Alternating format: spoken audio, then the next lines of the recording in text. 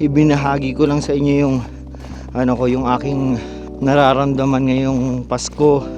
Ngayong meron dumaan tayo ng mga problema, paano natin ito lalagpasan. Tapos kung ano man yung nararamdaman ng mga kababayan natin na nag OFW, huwag na natin silang i-bash. Yun. Madilim na. Ngayon pala nagtangkal lumabas no. Tingnan niyo naman yung snow, ang kapal ng snow ngayon. Talagang Christmas is in the air, no? Today pala is Saturday, yeah. Saturday. Natapos na ang Christmas. Pero naramdaman ba natin ang Christmas? Dito kasi sa Canada, hindi masyado eh. Hindi tayo masyadong sa Christmas dito. Nagse-celebrate. Pero yung hindi tulad sa Pilipinas na yung todo-todong celebrate. Ang temperature ngayon -11. Hindi ganun kalamig. Kahit ganyan yung snow.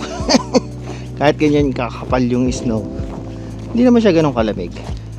Saktuhan lang. Nung yung kahapon merong kakaiba yung bumagsak na snow.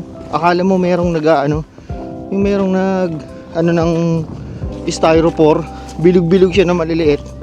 May tawag dun lagay ko dyan sa harapan. Kung ano yung tawag dun sa snowfall na yun. Pero siya, para siyang hail na malambot. Pagka piniga, bilog siya na maliit. Pag piniga mo siya, meron siyang parang may hail siya na maliit sa loob. Napapalibutan siya ng mga snowflakes. Kaya pag bumabagsak siya, hindi siya yung matigas na akala mo akala mo hail. Malambot lang siya. Akala ko kasi normal lang yun, kaya hindi ko naman siya inintindi masyado. Yung pala, bihira rin talaga yun.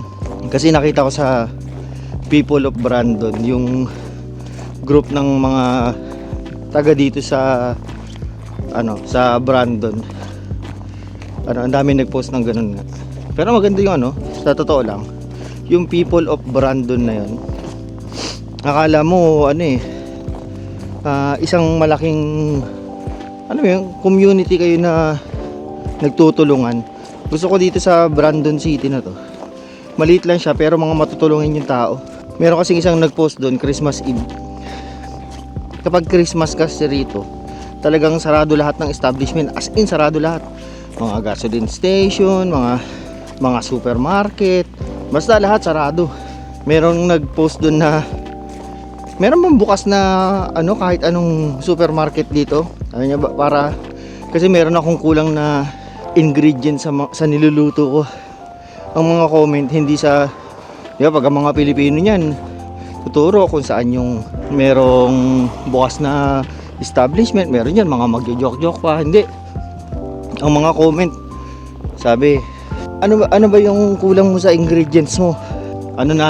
Pumunta ka lang, magkita tayo, bibigyan kita, baka meron ako. Puro ganun yung mga comment. Mabait mga tao dito yun. Isa rin sa gusto ko dito Grabe yung snow, no? Ang kapal. Hindi mo na makita yung sidewalk Pero yung kalsada puro putik. Kasi medyo uminit nga.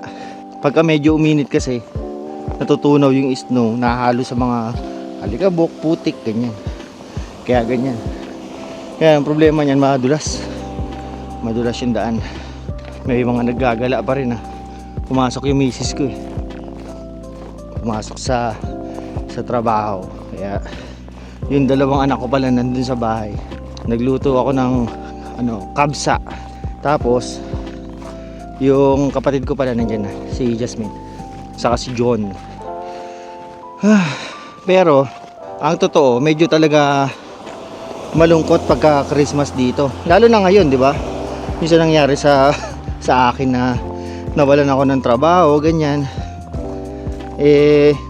Ito pa yung time na dapat ano kayo sagana kayo kasi magbibigay ka sa mga ano rito, yung mga anak-anak ng mga tropa natin, mga kaibigan natin, tapos mga inaanak, syempre yung dalawang anak ko, pamilya sa Pilipinas.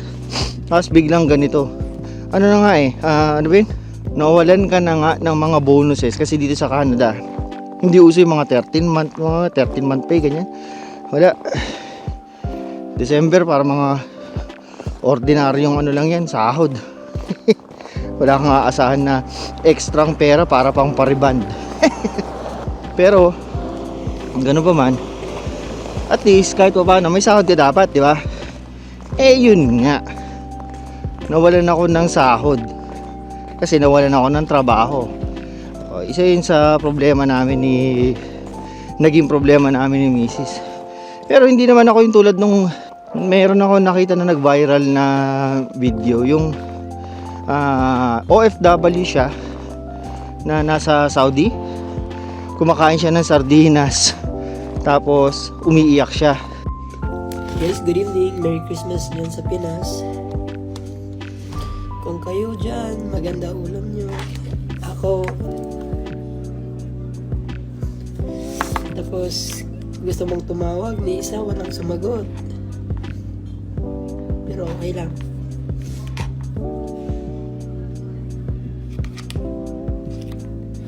Lord, thank you for everything. Ang daming nagkikritik doon ang daming nagsasabi na ang OA ganon. Pero kung pinanood nyo naman yung video niya, hindi naman yun yung iniiyakan niya na dahil sardinas lang yung kinakain niya sa video niya. Ang iniiyakan niya doon kasi siguro first time niya na mag-celebrate ng Christmas na napalayo sa pamilya, ganyan. Tapos ngayon, ang sinasabi niya, tinatawagan niya yung mga kaibigan, family niya, wala man lang daw sumasagot. Yun yung pinaka niya, kinakasama ng loob niya, kaya siya umiiyak. Kasi yung iba masyado nang nag-focus dahil dun sa sardinas lang kasi siguro yung kinakain niya, ganun. Kaninang umaga nga sardinas yung breakfast namin, sarap-sarap Saka mind you, mas mahal ang sardinas dito Pero yun yung ano ko lang, na hindi siya umiiyak dahil sa yun lang yung kinakain niya sa video niya. Ang iniiyak niya, nalulungkot siya kasi yun yung special na araw, special na panahon, di ba? Celebration ng Christmas. Wala man lang daw nakakaalala sa kanya. Actually, isa yan sa pinaka nakakalungkot na bagay dito sa pagpunta sa ibang bansa. Naalala ko kasi nung unang taon ko rito, although kasama mo yung mga tropa mo, ka pa rin malolonely ka pa rin kasi hindi mo kasama yung pamilya mo.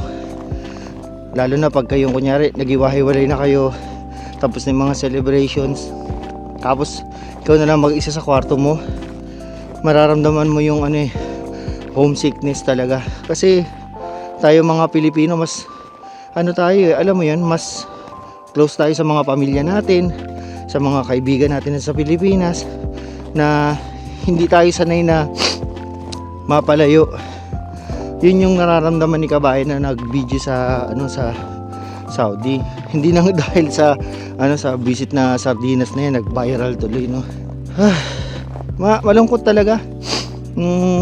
Naalala ko nung unang gabi ko, unang Christmas ko, naiyak din ako kasi makikita mo yung ilang taon kayong magkakasama ng pamilya mo na nagse-celebrate ng Christmas. Kasi nung nasa Pilipinas pa lang kami yung pamilya ko, meron kaming routine. Yung Christmas namin, yung sa lubong sa Christmas, punta kami ng Bulacan, dun magse-celebrate sa family ni Rochelle, yung asawa ko. Tapos pagka Christmas time na 25, balik na kami ng Makati, celebrate naman sa family ko, sa Jimeno family. Shoutout ka pala sa Jimeno family, Merry Christmas. Kayo mag-alala sa amin dito, okay naman kami.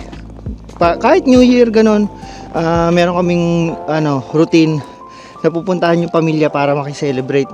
Ngayon dito, First time kong nag-Christmas, first time kong nag-New Year, ako lang mag-isa. So malulungkot ka talaga, parang nararamdaman ni kabayan sa Saudi, di ba? Kaya wag na kayong yung masyadong mangbabash ng mga ganyan. Yung iba, akala kasi ang sinasabi naghahanap lang ng attention. Hindi. Yun talaga yung nararamdaman niya. Kaya lang ang problema, ibinidyo niya pa. Okay naman na hindi mo i-video no? Wala, yun ang trip niya Saka, 4 views yun Pero sana nag-gloves ako Masakit sa kamay hindi ako naka-gloves Pero yun, malungkot talaga yung sa mga, lalo na sa mga nambabash na na hindi pa nasubukan lumabas ng bansa na magtrabaho papunta sa ibang bansa, lalo na sa mga ganitong lugar sa maisno ganyan. Dito nga mas merong mga ito narinig ko lang to sa mga matagal na rito na merong umabot sa nag-suicide dahil sa alam mo yun sa pagiging lonely. Kasi totoo yung mental health dito ng mga lalo na yung mga Pilipinong napalayo sa pamilya, lalo na yung hindi sanay sa na mapalayo sa pamilya, meron ditong nakakalungkot man, pero may mga ganyang nangyayari kasi talaga. Kaya yung mga nagbibideo ng mga ganyan na nalulungkot sila, huwag nyo na ibabash. Nyo na lang message nyo, mag-comment kayo na palakasin nyo na lang yung loob nila, kasi hindi natin alam yung pinagdadaanan. Tulad ko, diba, na nawalan ng trabaho rito. Ibabalita ko sa inyo yung mga may mga nag-reply na another video na lang yan, no? Tingnan nyo, ang ganda mga snow, diba?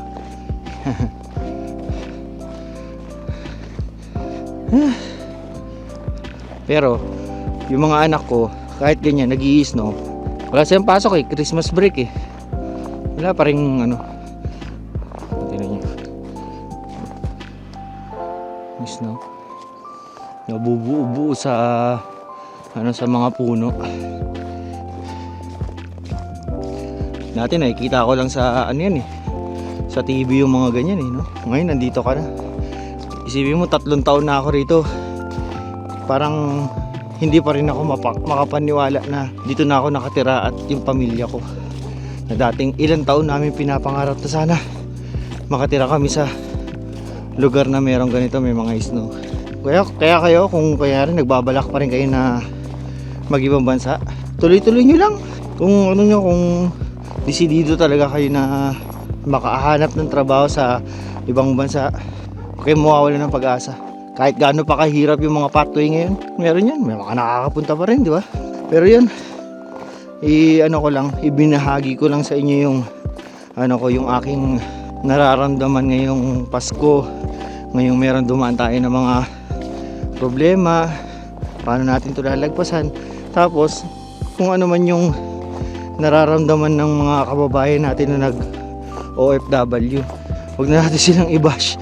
Sige na, at dumidilim na, baka hindi nyo na makita yung gandang lalaki ko Sige na, like, share, subscribe yung mga galam, yun Sige na, paalam.